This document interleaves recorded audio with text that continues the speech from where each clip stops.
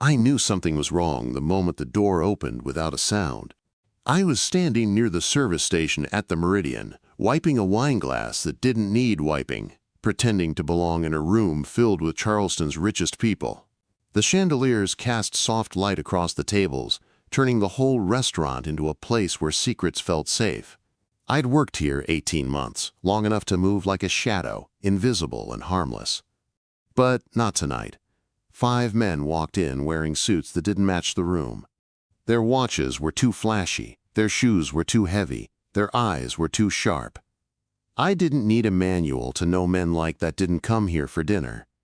They came for the man in the corner booth. He'd been sitting there for 3 hours, dressed in a charcoal suit that probably cost more than my rent for the year. His dark hair was brushed back, his eyes focused on documents he hadn't touched in almost an hour. When I poured his wine earlier, he thanked me so quietly I almost missed it. His voice was deep, calm, controlled, the kind of control that makes other people listen. I didn't know his name, but I felt danger in the air around him. The restaurant emptied fast. People with money know when to leave. Within minutes, only 2 people were left inside the dining room. Me and him. My hands stayed steady, but my heart felt like it was beating in my throat. The 5 men spread out through the restaurant like they were claiming every exit. 1 stood at the bar. 1 blocked the kitchen door. 2 guarded the private dining area. The last one, a broad man with a scar along his jaw, stood by the entrance watching everything with cold eyes. When he turned slightly, I saw it. A wire. Copper. And a small black device inside his jacket. My stomach dropped. I knew that setup. I'd seen a pressure trigger bomb before. My ex-boyfriend had bragged about them like they were party tricks. Stand up from the wrong chair and the device completes the circuit. Boom. I didn't think. My feet moved before my mind caught up. I grabbed the closest wine bottle, a $400 Bordeaux, and walked toward the man in the corner booth like I had every right to serve him in a room filled with killers. He looked up when I stopped at his table. His eyes held a silent question, but I didn't let him read my face. I tilted the bottle, letting the wine pour in a smooth red line. Then I whispered the 6 words that could get me killed. If you stand up, you die first. His body went rigid. I didn't look at him. I kept pouring the wine, my face calm and bored, like I was asking if he wanted pepper refills. But I felt every nerve inside me pull tight. He understood. I could see it in his eyes when I finally lifted the bottle and stepped away. He didn't move a muscle, not even to breathe fully. The scarred man watched us, but he didn't know what he'd missed. I walked to another table and pretended to reset napkins. My knees wanted to collapse, but the years I spent learning how to hide fear kept me moving. The room felt like a coffin waiting to seal. Then the front door opened again. For one heartbeat, I thought it was over. But 2 security guards walked in. Men I recognized from the private events upstairs. They scanned the room with practiced eyes. Everything shifted. The 5 men tensed. The scar-faced leader reached for something inside his jacket, but hesitated when both guards locked onto him. "Gentlemen," the lead guard said, calm and firm, "the restaurant is closed. You need to leave." A silent conversation happened among the 5. Then, one sharp nod. They left in formation, disappearing into the night like they'd never been there. But the danger they left behind clung to the air like smoke. The guard turned to the man in the corner booth. "Don't move. Bomb squad is on the way. There's a trigger under your seat." I froze in place. My entire body felt cold. For the first time, the man in the booth looked at me with real attention, not polite acknowledgement. His eyes were dark, sharp, and full of questions. "How did you know?" he asked. I should have lied. I should have walked out and disappeared like I'd done in 3 different states already. But he had trusted my whisper enough to stay alive. "My ex-boyfriend used this kind of device," I said quietly. The guard stared at me with new interest. He stared at me with something else entirely. "What's your name?" he asked. "Claire." A lie, but a lie I'd worn for 18 months. He knew it was false the moment I said it. I saw the recognition in his eyes, but instead of calling me out, he just nodded. "Thank you, Claire." The way he said it, soft, steady, Felt like he was acknowledging something bigger than a warning. Sirens echoed outside. Blue lights flashed against the windows. Police, bomb squad, questions, paperwork, reports, danger. He understood before I even turned away. "You should leave," he said quietly, "before they start asking for names." I didn't need to be told twice. I ran out the back door into the alley, leaving behind my apron, my tips, my name tag, and the version of me that could have stayed invisible forever. I didn't look back. But I knew he would remember me, the waitress who whispered a warning that kept him alive. I didn't sleep that night. I lay on my thin mattress in my fourth-floor walk-up, staring at the ceiling while the city hummed outside my window. My apron was still stuffed in my bag, wine-scented and wrinkled. My fake name tag sat inside a kitchen drawer I could no longer open without my chest tightening. I had saved a stranger's life, and in doing so I had destroyed the quiet little world I'd built out of lies and low wages. By morning, my phone was buzzing non-stop. My manager had left me 7 voicemails and a string of texts demanding answers. But it was the unknown number that made my throat tighten. A voicemail from the Charleston Police Department asking me to come in for a statement, and then a text from another unknown number. 2 p.m., 131 Meeting Street. Come alone. No name. But something told me exactly who it was. The man from the corner booth. The man who hadn't moved when I whispered danger into his life. Part of me wanted to delete the message and disappear into another borrowed identity. But running had become a kind of slow death, a loop I couldn't break by myself. My feet were tired of fleeing. So at 1:55 p.m., I stood across from a historic building with iron balconies and marble steps, polished by wealth older than my entire family tree. Men and women in expensive suits walked through the doors, their lives neat and predictable. Mine was anything but. Inside, the receptionist looked at me with a polite smile that didn't reach her eyes. "Suite 304, she said after checking her screen. I hadn't given a name. Which meant he'd expected me. My heart pounded as I rode the old brass elevator to the 3rd floor. When it opened, I found frosted glass doors with gold lettering. Castellano and Associates. Private consultants. I reached for the handle, wondering if this was a mistake, walking right into the world of a man targeted by bombs. But then the door opened on its own, and he stood there. No suit jacket this time, just a crisp, white shirt with sleeves rolled up to his elbows. His dark hair was slightly tousled, like he'd been running his hands through it all day. His eyes locked on mine instantly. "You came," he said. There was something in his voice, surprise, maybe relief, that made my chest tighten. I wasn't sure I should, I admitted. He stepped aside so I could enter. The office behind him was warm and quiet, lined with books, sunlight spilling through tall windows. "Sit," he said gently. Not an order, more like an invitation. I sat, hands clasped in my lap. "The police are looking for me," I said before he could speak. "And if I give a statement, my name goes into reports, records, databases." I paused, swallowing hard. "I can't let that happen." He watched me carefully, as if reading every word that wasn't spoken aloud. "I know," he said. I looked into Claire Morrison. My stomach dropped. "She doesn't exist," he continued. "Not before 18 months ago." I didn't breathe. "I'm not here to expose you," he added. His voice softened. "I just need to know who you really are. The woman who saved my life deserves to be seen." No one had ever said anything like that to me. "My name is Emma," I said quietly. "Emma Reeves." He repeated it softly, tasting the truth. Emma, quote. My name had never sounded like that coming from anyone's lips. He leaned against the desk, close enough that I could smell the faint scent of clean cologne and paper from the books behind him. "I'm Dante Castellano," he said. "My family has interests in Charleston, and last night wasn't random. It was an attack from a rival group. A Mafia war, exploding beneath chandeliers and linen napkins. My heart should have been racing. Instead, I felt strangely calm, maybe because nothing about my life had ever been safe. "You trusted me," he said, holding my gaze. Now I'm trusting you. I sat there, stunned, no threats, no intimidation, just truth. What do you want from me? I whispered. He crossed his arms and studied me with a kind of respect I wasn't used to feeling. A job, he said simply, a real identity. Protection, and a chance to start over without running. I blinked, confused. I don't understand. You are smart, fast, calm. His voice was low and steady. You saw something no one else saw.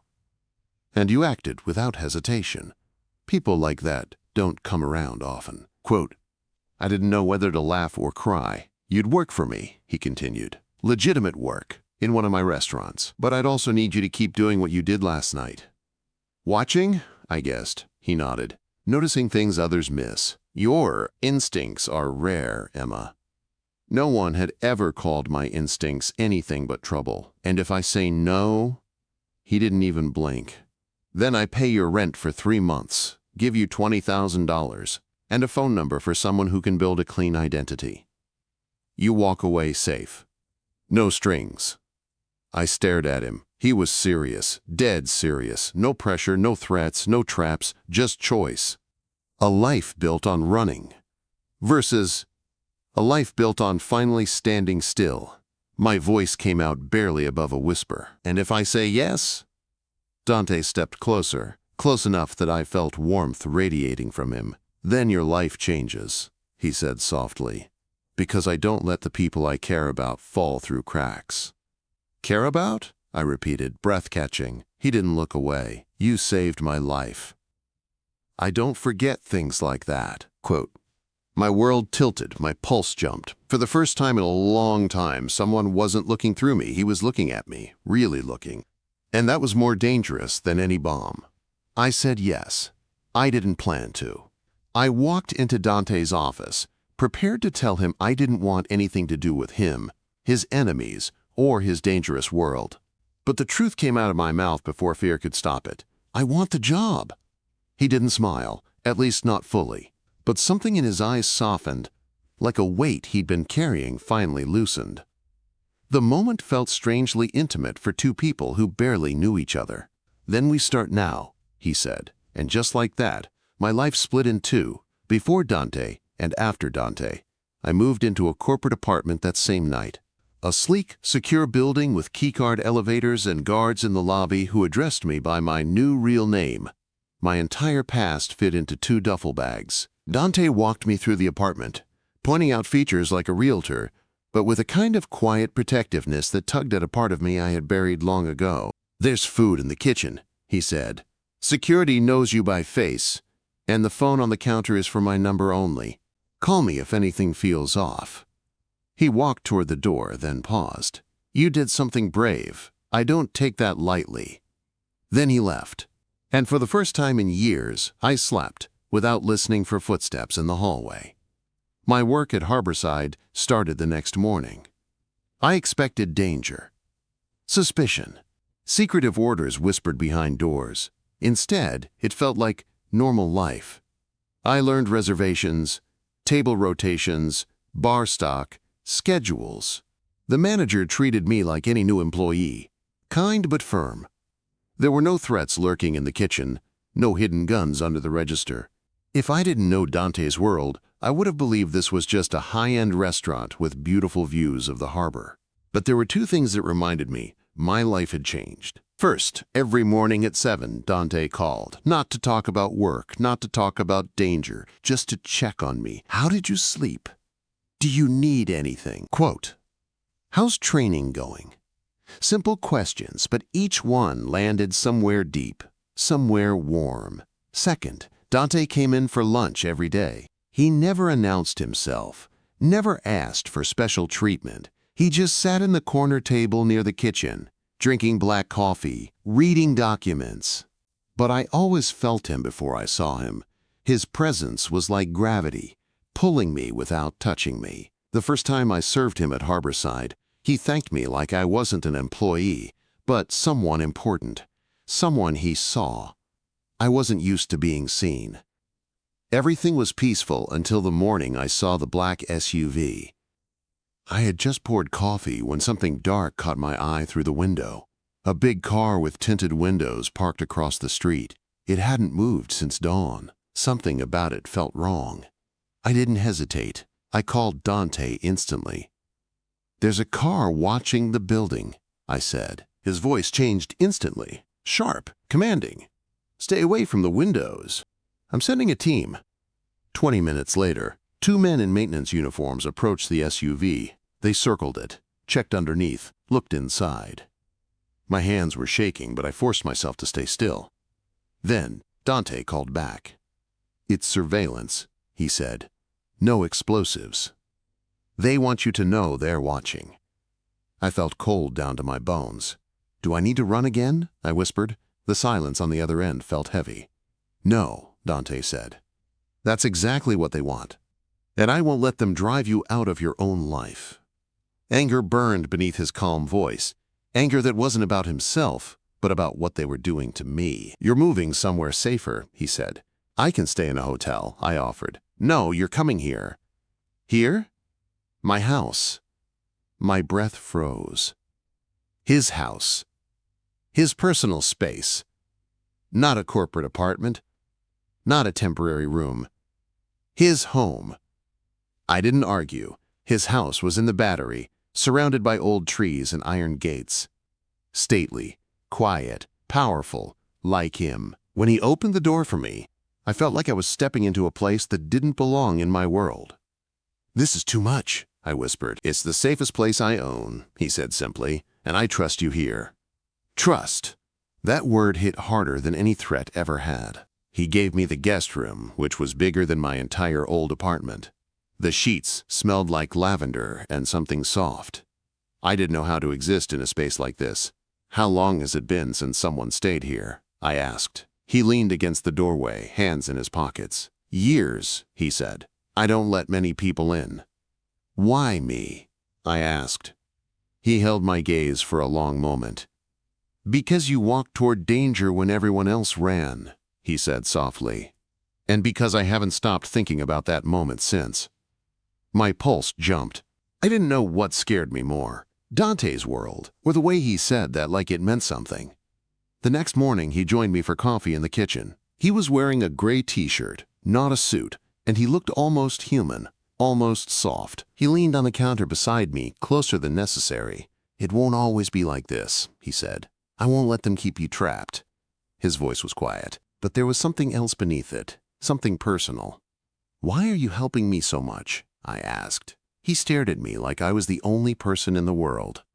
"Because I don't let the people I care about get hunted," he said, "and I'm starting to care about you more than I planned."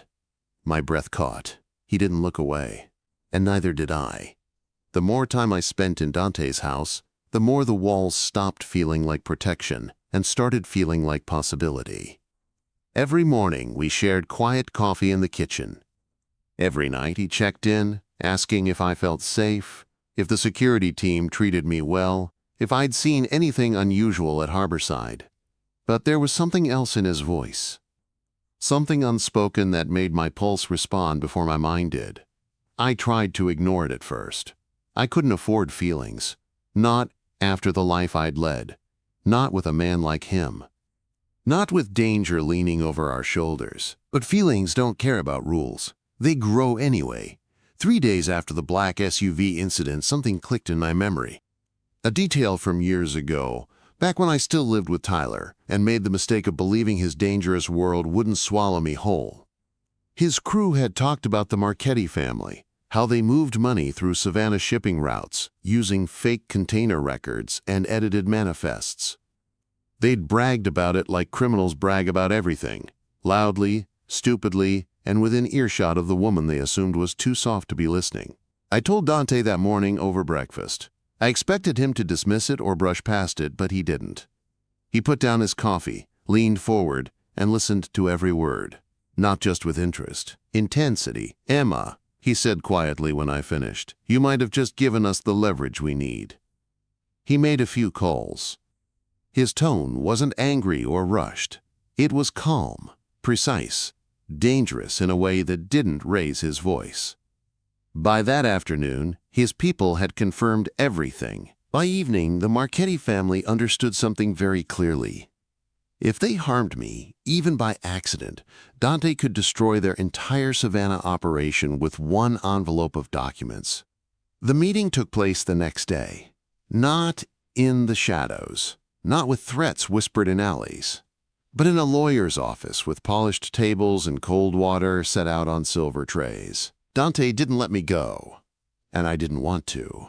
We sat across from the Marchetti representative, an older man with silver hair and a face carved by years of rivalry. He reviewed the evidence with steady eyes. "You're offering a trade," he said at last. Dante nodded. "Your withdrawal from Charleston," he said, "and absolute, permanent protection for Emma Reeves, in exchange for my silence on Savannah." The air felt heavy, like the whole room held its breath. Finally, the Marchetti representative capped his pen and nodded. "Done." And just like that, my life shifted again. When Dante drove me back to the house, neither of us spoke. Not because we didn't want to, because the moment felt too big for words. When we pulled into his driveway, he turned off the engine but didn't move. "It's over," he said. "You're safe now. Really safe." Safe. The word felt strange, new, soft around the edges. He looked at me carefully. "You don't have to stay in the house anymore. You don't have to stay in the job if you want something else. You don't owe me anything." Freedom. He was giving it to me just like that. No conditions, no strings. I nodded slowly. "I know I don't owe you," I said. "But what if I want to stay?" Quote. He didn't breathe for a moment. His eyes softened in a way I had never seen before. "Then stay," he said quietly. "Not because you're in danger, not because of what happened. Stay because you want to be here with me." He reached for my hand. "And not as an employee." My heart pounded, but not from fear, from choosing something for myself for the first time in years. "I want to stay," I whispered. "For all the reasons you said."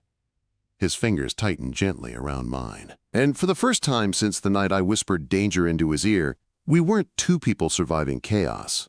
We were two people choosing each other. 6 months passed. I stayed at Harborside. I kept my real name on my name tag. I built a life that felt real and steady, a life I didn't want to leave. Dante still dropped in for lunch almost every day. He still sat at table 7, the one close enough to watch me work without distracting me. One night during dessert service, he came in wearing a navy shirt that made his eyes look darker. He took his usual seat. I brought him his coffee. "Quiet night," I said. "Nobody's suspicious, but table 12 asked if we cater weddings." He raised an eyebrow. "Do we?" I shrugged, pretending to think. "We could, if someone asked." His gaze lingered on me, warm and deep. "Then maybe we should start," he said. Something fluttered inside me, something soft and bright, something that felt like a promise, stretching across the table between us. "I hear there's a lot of demand," I said. I turned to go back to the kitchen, but before I stepped away, I let my hand brush his shoulder. Just a touch. Light, warm, deliberate. He smiled, really smiled, and it changed everything about his face. It made him look not like the man who survived bombs and rival families, but the man who drank black coffee every morning beside me. The man who trusted me. The man I had chosen to stay with. People often ask if one moment can change an entire life. I know the answer now. Yes. 6 whispered words in a quiet dining room saved his life. And everything that came after saved mine.